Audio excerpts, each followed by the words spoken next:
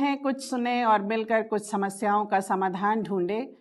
ये हमने एक सीरीज़ बनाई थी और इसमें हमारे 8 एपिसोड थे, लेकिन आप सबों ने न सिर्फ इसे देखा, हमें सराहा, आप स्वयं प्रोत्साहित हुए, लेकिन आपने हमसे इस बात की भी चर्चा की कि कुछ और एपिसोड इसमें आए और इसी के तहत ये लिव इन रिलेशनशिप और हनी ट्रैप के दुष्परिणाम और नकारात्मक परिस्थितियों में, वातावरण में किस प्रकार हम सकारात्मक रह सकते हैं, इसके 2 एपिसोड और आपके सामने प्रस्तुत किए जा रहे हैं।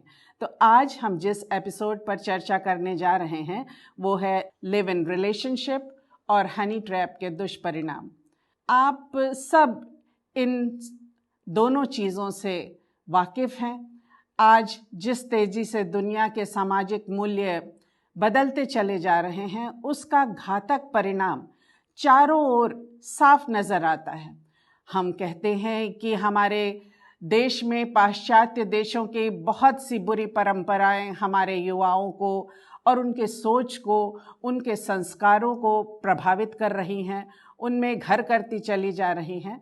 हालांकि हमें भारतीय इतिहास में भी प्रारंभ से ही लिव इन रिलेशनशिप और हनी ट्रैप के बहुत से उदाहरण देखने को मिलते हैं, लेकिन सामाजिक और धार्मिक मान्यताओं के चलते आज भी सामान्य रूप से अधिकांश भारतीय समाज के लोग विवाह को ही सम्मानजनक नज़रों से देखते हैं और लिव इन रिलेशनशिप को यानी कि बिना विवाह किए पति पत्नी की तरह साथ रहना, चाहे वो स्त्री पुरुष हो, चाहे पुरुष पुरुष हो, चाहे स्त्री स्त्री हो और चाहे अन्य लैंगिक लोग हों, उनको शायद फिल्मी लाइन में, फैशन की दुनिया में या बड़े शहरों में बड़े लोगों के चाल चलन मानकर वहाँ अनदेखा किया जा रहा हो, लेकिन उसे सामान्य रूप से स्वीकारना आज भी आम भारतीय जनता के लिए अक्सर कठिन ही होता है।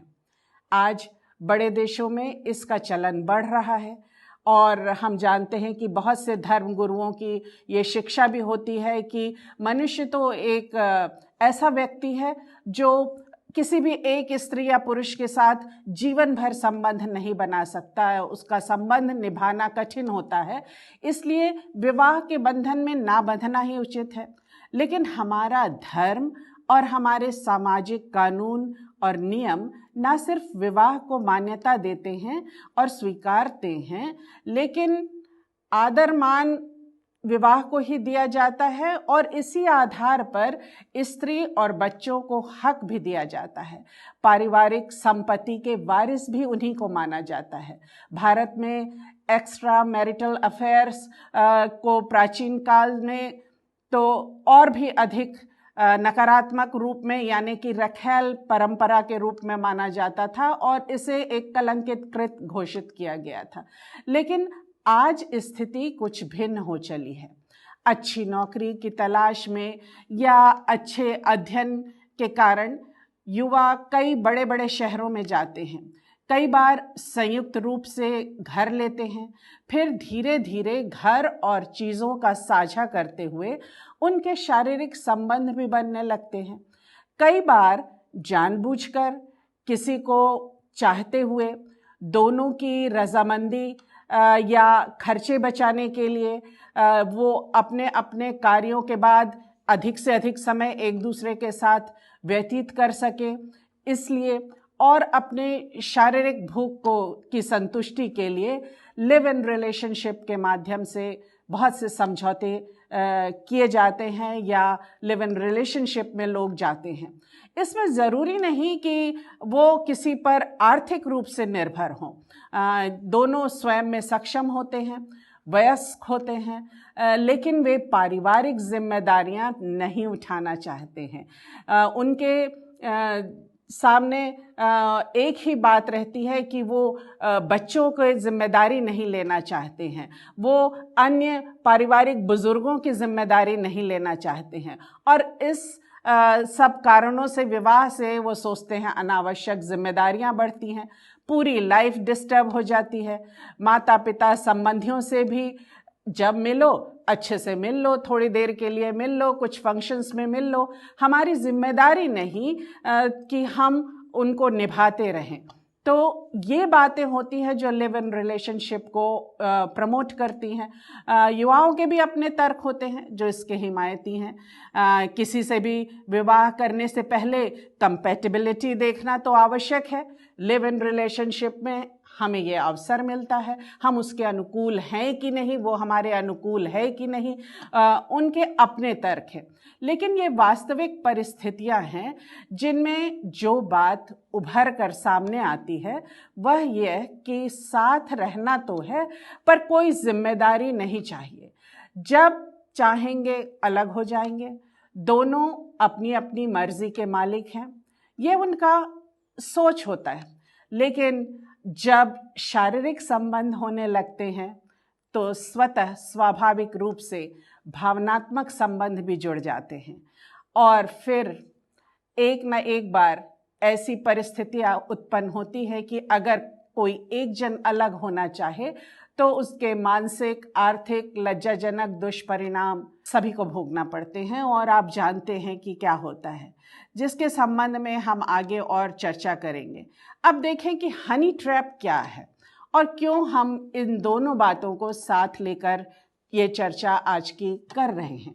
तो आप सब जानते हैं कि हनी ट्रैप भी कोई नई बात नहीं है, किसी को अपने मोह पाश में बांध लेना, और ये एक खतरनाक बात है जिससे सभी को सावधान रहना है। प्रेम जाल में किसी को फंसाकर उससे वांछित जानकारी हासिल करना या बड़े बड़े अमाउंट के पैसे निकलवाना, कोई दूसरे की प्रॉपर्टी भी अपने नाम करवा लेता है।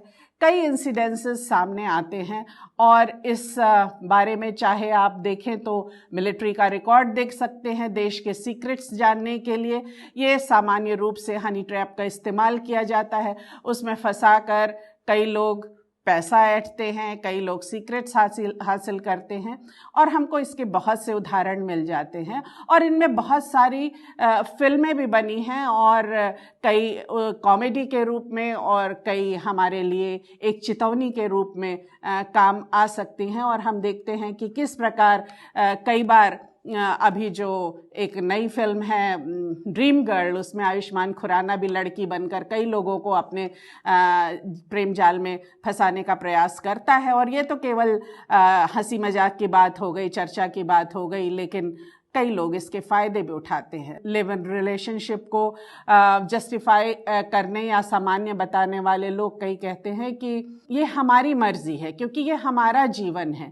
लेकिन हम जानते हैं कि अगर हम इस प्रेम जाल में फंस जाते हैं या लिव इन रिलेशनशिप में फंस जाते हैं तो कभी ना कभी हमको इसका परिणाम भोगना पड़ता है और उसको हमको गंभीरता से लेने की और सावधानी बरतने की आवश्यकता है। मैं ज़्यादा नहीं कहूँगी, लेकिन हम जानते हैं कि अभी कई महीनों से एक चर्चा चल रही है सुशांत सिंह राजपूत और रिया चक्रवर्ती के लिव इन रिलेशनशिप के बारे में, और उनसे आप सभी परिचित हैं और आप जानते हैं कि एक्चुअल मुद्दा क्या है। प्रमुख बात जिस पर हमें अपना ध्यान केंद्रित करना है वो ये है कि क्या हम अभी और इसी वक्त की लीक पर जिंदा रहते हुए अपनी पूरी जिंदगी का दारोमदार रखना चाहते हैं? क्या हम ऐसे ही पूरी जिंदगी बिताने के लिए तैयार हैं? क्या हम किसी भी तरह की जिम्मेदारी लेने के लिए अब तक सक्षम अपने आप को नहीं समझते हैं, या हम कब तक अपनी जिम्मेदारियों से भागते रहेंगे? यदि लोग जो ऐसी बात करते हैं कि कंपैटिबिलिटी यानी अनुकूलता देखना है तो वे किस नज़रिए से उसे देखते हैं? क्या केवल शारीरिक स्वच्छंदता, अनुकूलता की बात हो रही है यहाँ पर, या मानसिक सोच की अनुकूलता की बात है, या पढ़ाई की अनुकूलता की बात है, या मनोरंजन की जो चीज़ें हैं उसमें अनुकूलता की बात है? यानी एक से स्पोर्ट्स पसंद आए, एक से फिल्में, एक से पार्टीज़ में जाना या कार्य करना, कार्यशैली आदि आदि क्या पसंद है और क्या आप चाह रहे हैं कि जो आपके साथ रहे वो भी आप ही के समान इन बातों को पसंद करे, और कितनी गहराई तक इन बातों में आप अनुकूलता देखते हैं? इसके हिमायती अपने सुकून और शांति की बात करते हैं, स्वतंत्र ढंग से या अपने तरीके से जीने की बात करते हैं। फिर कुछ समय बाद परिवार या बड़ों से छिपकर परंतु ऐसी जीवन शैली या पार्टनर्स का कुछ ज़्यादा पॉजेसिव हो जाना और सबके सामने अपना हक जताने की कोशिश करना या ऐसा प्रयास करना उन्हें जमता नहीं, तो क्या आपकी ऐसी स्थिति होगी कि आप इस रिलेशनशिप से बिना किसी अवसाद के अलग हो जाएं, बिना किसी झगड़े के अलग हो जाएं? किस तरह आप इसे हैंडल करेंगे? आप कितने भी समझदार हों, स्वयं को मॉडर्न सोच के मानते हों, तो हो सकता है कि आपको कोई गिल्ट फीलिंग ना हो, ग्लानि या शर्म आपको ना हो। लेकिन क्या दूसरे के साथ भी ऐसा है? क्या आप अपने संबंधों को दूसरों के सामने स्वीकार करने के लिए तैयार हैं? क्या कोई विश्वास योग्यता या अकाउंटेबिलिटी की बात आप दोनों पार्टनर्स के बीच में है, जैसा कि विवाह के पार्टनर्स के बीच में होता है? एक विश्वास पर, एक प्रेम पर उनका जो वैवाहिक संबंध होता है वो आधारित होता है। तो यदि ये संबंधों की शुरुआत ही ऐसे नहीं हुई, तो क्या आप एक दूसरे का आदर करते हैं? क्या आपके अंदर कोई क्रोध, जलन, रिमोर्सनेस नहीं है? लोग कह सकते हैं कि विवाह के बाद भी तो ऐसी कोई गारंटी नहीं है कि एक्स्ट्रा मैरिटल अफेयर ना हो, पति पत्नी के कहीं और भी संबंध हो सकते हैं, एक दूसरे को दो धोखा भी दे सकते हैं, एक दूसरे के माता पिता का हो सकता है कि वो आदर ना करें, एक दूसरे को विभिन्न अवसरों पर सबके सामने जलील करें या उनका आदर मान ना करें। तो उसका क्या का उत्तर आप जानते हैं कि ये अनुचित है। इसीलिए कानून और समाज और आपका परिवार और आपके साथ के जो लोग हैं वो विवाह के संबंधों का साथ देते हैं और गलत बात का साथ नहीं देके सही बात करने वाले पार्टनर का साथ देते हैं। अब यदि हम बात करें हनी ट्रैप की, तो उसकी सज़ा है जेल खाना, और लिव इन रिलेशनशिप को सन 2005 में डोमेस्टिक वायलेंस के खिलाफ जो कानून बना उसके अंतर्गत ज़रूर एक थोड़ी सी राहत मिली है, क्योंकि उसमें कपल्स को कुछ इस तरह की छूट दी गई है कि यदि कोई वास्तव में शादी के बिना भी एक शादीशुदा जोड़े की तरह रह रहा हो तो और लंबे समय से साथ रह रहा हो, तो उसे भरण पोषण भत्ता मिलने का अधिकार है। और इसके विरुद्ध कोई कानून से अपनी हिमायत भी करवा सकता है, यानी कि कोर्ट जा सकता है और उसके फ़ायदे ले सकता है। परंतु यह प्रमाणित करना होगा कि वे लंबे अंतराल से बिना शादी के भी पति पत्नी की तरह रह रहे हैं। यदि इस बीच बच्चे भी हो जाए तो यह भी साबित करना होगा कि बच्चे उन दोनों ही के हैं, किसी और के नहीं हैं। आदि आदि बहुत सी झंझटें इसके साथ जुड़ी हुई हैं और बहुत ही जद्दोजहद करने के बाद आपको आपका यह अधिकार कानूनन मिल सकेगा।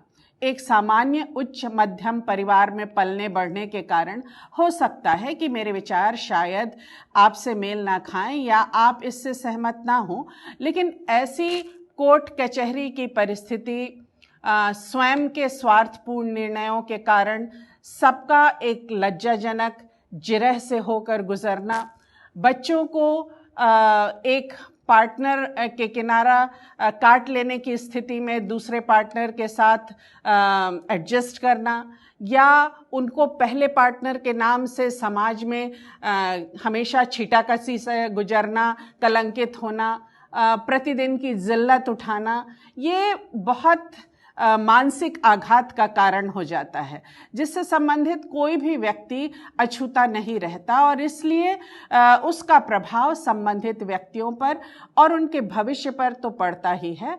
उससे समाज में भी कई प्रकार की विसंगतियां उत्पन्न होती हैं।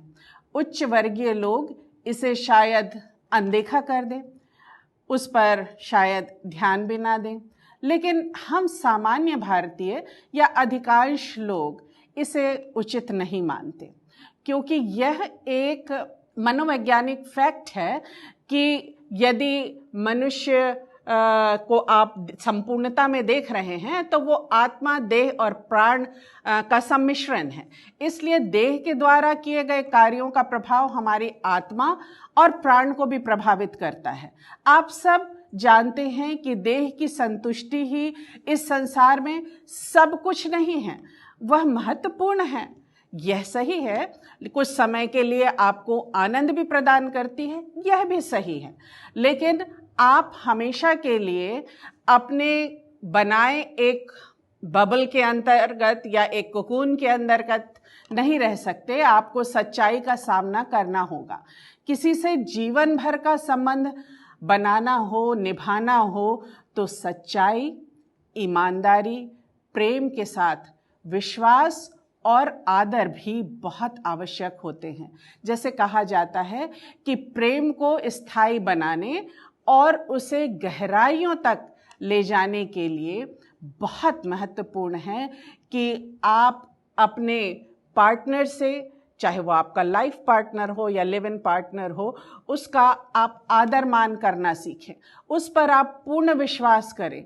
साथ ही साथ आपके बुढ़ापे का क्या, अभी और इसी वक्त मुझे जो चाहिए, जैसा चाहिए कि चुनाव का परिणाम आपको जीवन भर और विशेष रूप से बुढ़ापे में या गंभीर लंबी बीमारी के दौरान या नौकरी के अकस्मात छूट जाने पर या ट्रांसफ़र पर या इस प्रकार की कोरोना जैसी अकस्मात महामारी के आ जाने पर उठाना पड़ेगा। तो क्या आपने इसके संबंध में कभी कुछ सोचा है, कभी कुछ विचार किया है, कभी कुछ योजनाएं बनाई हैं? अब आप सोच रहे होंगे कि इस लॉकडाउन के दौरान में इस मुद्दे को मैं क्यों उठा रही हूँ या लोग क्यों उठा रहे हैं। तो जरा ध्यान से सोचिए। अब जब कॉलेजेस और विभिन्न दूरस्थ स्थानों के विशेष रूप से कोचिंग सेंटर्स बंद हो गए हैं, जहां कॉलेज और विद्यार्थी जाकर घर लेकर रहते थे, या बहुत सारी फैक्ट्रियां बंद हो गई हैं, बहुत सारे लोगों की नौकरियां चली गई हैं, तो ऐसे में जो लिव इन रिलेशनशिप में लोग रहते थे, उनके लिए 24 घंटे साथ रहना और अपने खर्चे निकालना उन बड़े शहरों में बहुत कठिन हो गया है, क्योंकि ये म्यूचुअल कंसेंट का बिना लिखा, बिना कमिटमेंट का एक एग्रीमेंट था या अनुबंध था या समझौता था। तो ये बहुत ज़्यादा देर नहीं टिक सकता। या तो वो वापस अपने घर जाने के लिए मजबूर होंगे, अपने माता पिता के घर लौटेंगे, जहाँ आपने शायद इस विषय पर अपनों से चर्चा भी नहीं की होगी, ना करना चाहेंगे, और या फिर बहुत कठिनाइयों का उनको सामना करना पड़ेगा। तो निश्चित रूप से ऐसे जो कपल्स होते हैं वो भावनात्मक, आर्थिक और शारीरिक रूप से डिस्टर्ब हो जाते हैं, फ्रस्ट्रेटेड हो जाते हैं, जो बात बात पर घर लौटने पर भी चिड़चिड़ाना, स्वयं को अकेले कमरे में बंद कर लेना, किसी से ज़्यादा घुलना मिलना नहीं, या आसपास ही वैसे संबंधों के पूरक तलाशने की कोशिश करना, या कई ऐसी विकट परिस्थितियों से गुजरना आम बातें देखी जा रही हैं। सामान्य भारतीय परिवारों की तरह अगर परिवार और रिश्तेदारों ने उम्र का हवाला देकर विवाह पर जोर डालना प्रारंभ कर दिया तो परिस्थिति और भी विकट हो जाती है। और आप जानते हैं कि किस प्रकार आप इस दबाव से होकर गुजरेंगे अगर आप लिव इन रिलेशनशिप से लौटकर अपने घर वापस आ जाते हैं। कई लोग इससे तबाह हो जाते हैं। विवाह का आधार विश्वास और प्रेम जहाँ नहीं होता है, वहाँ कमिटमेंट और रिस्पॉन्सिबिलिटी भी नहीं होती है। और जिसे ये बात जेलखाना लगे वो तो स्वच्छंद रहना चाहेगा। परिणाम आप सोच सकते हैं कि अगर वो ज़बरदस्ती विवाह के बंधन में भी बंध जाए तो कैसा रहेगा। कभी ना कभी बात इस हद तक पहुंच जाती है कि जब लिव इन रिलेशनशिप में होते हैं कि मुझे किस हद से आप टोक रहे हो या रोक रहे हो इस बात के लिए। मैं स्वतंत्र हूँ, मैं जो करना चाहूँ वो करूँ। मुझे आपकी कंसेंट की या आपकी हामी की आवश्यकता नहीं है। लेकिन ये मानवीय जीवन है और ये आपके लिए एक वरदान है, एक अवसर है। इसे व्यर्थ यूं ही मत बिताएं, यूं ही मत बिगाड़े। एक ऐसे प्रयास ना करें कि आप इसे हल्के से ले रहे हैं। विवाह एक गंभीर मसला है किसी भी का बाह्य सौंदर्य या उसकी मीठी मीठी परंतु झूठी ही सही पर ऐसी बातें जिनको आप सुनना चाहते हैं सुनकर आप उसके चक्कर में पड़कर कोई गलत निर्णय मत लीजिए।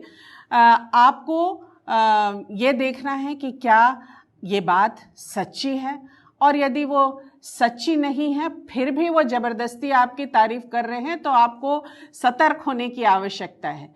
शायद इस बनावटी संबंधों में कहीं ये भी सुना जाता है कि जीवन भर तो ये चल नहीं सकता, आप बोलने में माहिर हैं, आपकी बातों से मुझे खुशी मिलती है, आप मुझे प्रभावित करते हैं, आप मुझे अपने प्रेम पाश में, प्रेम जाल में बांधे हुए हैं। लेकिन आप अपनी इच्छानुसार किसी को भी अगर आपने ऐसे प्रेम पाश में फंसा लिया है, कोई कमिटमेंट नहीं है, तो क्या दूसरे किसी को जब वो आपके साथ देखेंगे तो उनको अच्छा लगेगा, या आप किसी से दूसरे से जिससे ज़्यादा फ़ायदा हो रहा है तो एक को छोड़कर दूसरे के पास चले जाएंगे। शादी तो बाद में माता पिता की इच्छा से कर लेंगे, अरे अभी तो स्टूडेंट लाइफ है, अरे अभी अभी तो काम करना शुरू हुआ है, अभी तो कुछ एंजॉय कर लें, अभी तो लाइफ एंजॉय करने के दिन हैं, अभी हमारी उम्र ही कितनी है। ये सब कॉमन बातें कहकर जो लिव इन पार्टनरशिप में रहते हैं वो अपने आप को कन्विंस करना चाहते हैं, अपने आप को समझाना चाहते हैं, और ये जो धोखा देने की बात है वो अपने आप को ही दूसरे को धोखा देते देते स्वयं को धोखा देने लगते हैं, और इससे कई जिंदगियां बर्बाद हो जाती हैं। क्या आप इमोशनली इन सब बातों से बिल्कुल अप्रभावित रह सकते हैं? आपके किसी भी निर्णय का या आपके किसी भी चुनाव का एक रिपल इफेक्ट होता है, एक प्रभाव होता है जो आपके आसपास सब महसूस कर सकते हैं। जैसे अगर आपने एक पत्थर पानी में फेंका है तो आप देखते हैं कि उसके चारों ओर लहरें उठती हैं, उसी तरह आपके निर्णय का फल अच्छा और चाहे बुरा हो तो वो केवल आप ही नहीं भोगते हैं, आपके पार्टनर, आपके परिवार के लोग और आपका समाज भी उससे अछूता नहीं रह सकता है। चारों ओर उस डूबते या फेंके हुए पत्थर की जिस तरह से लहरें उठती हैं उसी तरह से आपके जीवन में भी कुछ आंधियां उठ सकती हैं, कुछ समस्याएं उठ सकती हैं, कुछ परेशानियां खड़ी हो सकती हैं। हमारे जो पुराने धार्मिक और सामाजिक नियम हैं वे इन परिस्थितियों और समय के लिए सामयिक या रेलेवेंट हैं, वो हर परिस्थिति में सामयिक हैं और सही हैं, क्योंकि उचित योग जीवन साथी के साथ विवाह भी एक ऐसी बात है, एक ऐसा नियम है, एक ऐसी परंपरा है जो परिस्थिति और समय अनुसार बदलती नहीं है। वो हमेशा, जैसे कि आप सोचिए कि अगर कोई चोरी करता है तो वो हर देश और हर परिस्थिति में गलत है, उसी तरह विवाह हर देश और हर परिस्थिति में मान्य है। और जो लिव इन रिलेशनशिप है और जो हनी ट्रैप की बात है वो एक लुभावना ट्रैप ही है, एक जाल ही है, और इसके नुकसान ज़्यादा हैं, मनोवैज्ञानिक, शारीरिक, सामाजिक, आर्थिक, पारिवारिक आदि हर क्षेत्र में नकारात्मक प्रभाव। आपको समझदारी से स्वयं निर्णय लेना है कि आप क्या वास्तव में इतने मैच्योर हो गए हैं, इतने बुद्धिमान, सक्षम और समर्थ हो गए हैं जैसा आप सोच रहे हैं, और यदि हाँ तो क्या जानबूझकर आप ऐसे ट्रैप में, ऐसे जाल में, ऐसे पाश में फंसना चाहेंगे और ऐसे रिलेशनशिप में पड़ना चाहेंगे जिसका कोई फ्यूचर ही नहीं। किसी से सच्चा प्यार अगर करते हैं और उसके साथ अपना पूरा जीवन बिताना चाहते हैं तो उससे शादी करिए, उसके साथ घर बसाइए, समाज में और कानूनी तौर पर उसको पूरा हक और पूरा आदर मान दीजिए। यदि आप जानते हैं कि आपका प्यार झूठी बातों पर या झूठे दावों पर या कुछ समय के लिए केवल दिखावटी एक दूसरे को खुश करने वाली बातें करने पर आधारित है, तो ये अनावश्यक बड़े बड़े अमाउंट जो आप उन पर लुटा रहे हैं और उनकी मांगों को पूरा कर रहे हैं, तो आप जानते हैं कि ये कितना गलत है। Is it worth it to keep that relationship? आप ही सोचिए। और ऐसी पीड़ाओं और मानसिक यंत्रणाओं से बचिए, तभी आप खुशहाल जीवन जीने में कामयाब हो सकेंगे और वास्तव में स्वतंत्रता पूर्वक अपना जीवन जी सकेंगे। आपको सावधान रहना है, सजग रहना है। Be aware of live in relationship and honey trap. इनके दुष्परिणाम और इनके खतरों से बचना आपके हाथ में है, निर्णय आपके हाथ में है।